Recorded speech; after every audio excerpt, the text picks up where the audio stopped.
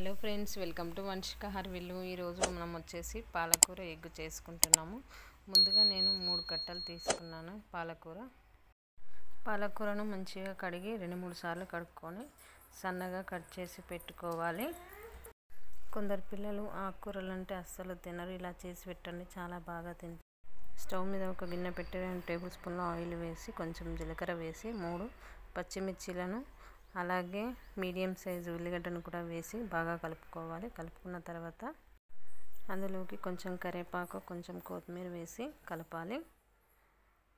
అవి కొంచెం కూలిన తర్వాత అల్లం వెల్లుల్లి పేస్ట్ కూడా 1 టేబుల్ స్పూన్ వేసుకొని బాగా కలిపి, అలాగే కొంచెం పసుపు 1 టేబుల్ స్పూన్ పసుపు వేసుకొని కలిపిన తర్వాత మనం కడిగి పెట్టుకున్న పాలకూరను కూడా వేసి బాగా కలిపి పెట్టుకోవాలి.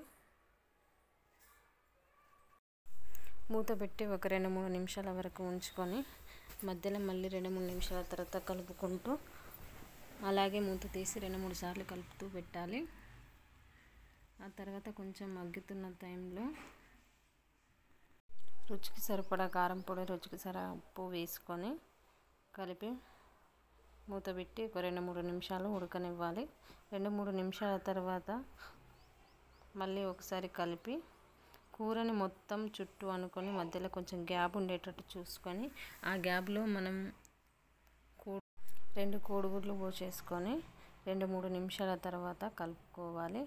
కలుపుకొని మళ్ళీ మూత పెట్టి ఒక 2-3 నిమిషాల తర్వాత ఉంచి కొంచెం ధనియాల పొడి వేసి మళ్ళీ ఒక్కసారి కలుపుకొని 2-3 నిమిషాల తర్వాత సర్వ్ చేసుకుంటే చాలా బాగుంటుంది.